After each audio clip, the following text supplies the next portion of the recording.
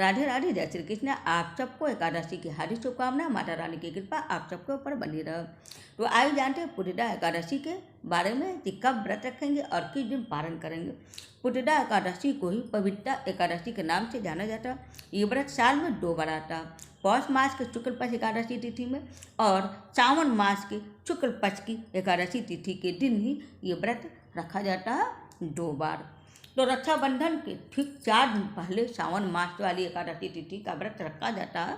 इस व्रत का पालन करने से पुटदा एकादशी का पापों से मुक्ति मिलती है और मोक्ष की प्राप्ति होती है, ग्रह दोष से मुक्ति मिलती है। सावन मास की शुक्ल पक्ष की पुटदा एकादशी का व्रत 5 अगस्त को रखा जाएगा। उसी दिन मंगलवार होगा।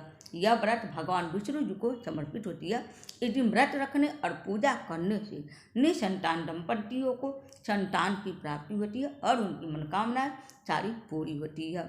आइए जानते हैं सावन मास की एकादशी तिथि कब से कब तक है।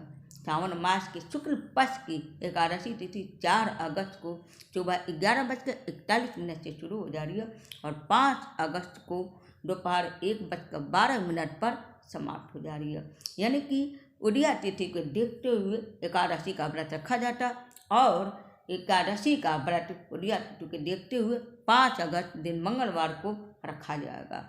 व्रत का पारण भी करना बहुत जरूरी होता और समय पर अगर पारण कर लिया जाए तो इसका पूरा परिणाम शुभ फल देने वाला होता है। तो 6 अगस्त को सुबह 5:45 से लेकर 8:26 के बीच में एकादशी का पारण का समय है। उस बीच में आप लोग जरूर कर लीजिएगा।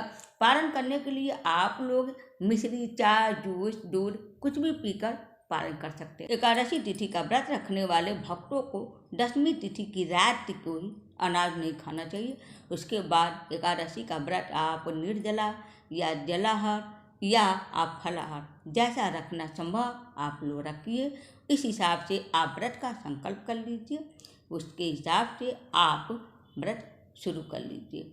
इसके बाद आपको द्वादशी तिथि के दिन सुबह आप कुछ भी जैसे दूध, जूस, सूप पीकर आप लोग पारण कर लीजिए। उसके बाद ब्राह्मण को आप दान दे दीजिए। इसके बाद आप अनाज एक बारी खाएंगे, वो भी सात्विक, लहसुन, प्याज, मसूर का दाल, बैगन वगैरह मतलब नहीं खाएंगे आप लोग। उसके बाद आप शाम को सीधे रात को ही कुछ खाएंगे।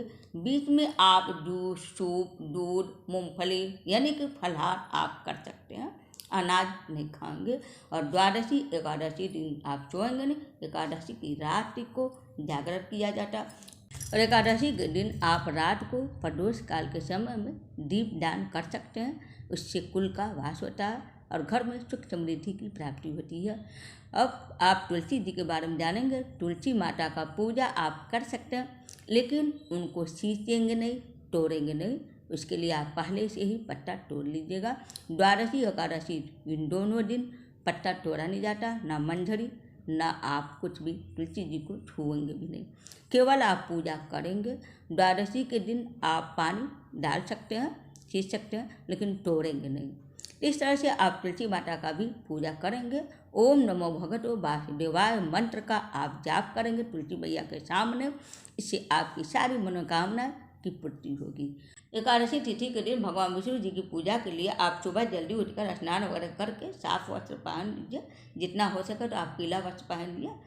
उसके बाद आप भगवान विष्णु जी के लिए एक चौकी स्थापित करिए, लाल या पीले वस्त्र बिछाइए। भगवान जी की प्रतिमा को स्थापित कर दीजिए। गणेश जी, लक्ष्मी जी और विष्णु भगवान जी, दुर्गा जी का भी, क्योंकि उन्हीं का नाम एकादशी है। तो इस हिसाब से आप शुद्धिकरण कर लीजिए। उसके बाद आप दीपक जलाइए, धूप जलाइए और भगवान जी को पीला फूल चढ़ाइए। माता रानी को गुलाब का फूल चढ़ाइए या तो कमल का फूल चढ़ाइए।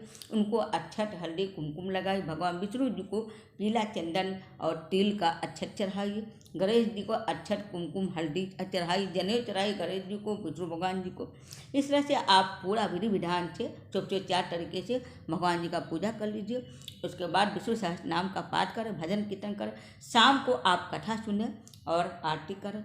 और लास्ट में अगर आप चाहें तो आप फलाहार रात को भी कर सकते हैं, और नहीं तो आप सूर्योदय के बाद ही पारण में फिर से पूजा कीजिए, तब फलाहार कीजिए। उम्मीद करती हूँ आप सबको मेरा वीडियो पसंद आया होगा। हरे कृष्ण, हरे महादेव।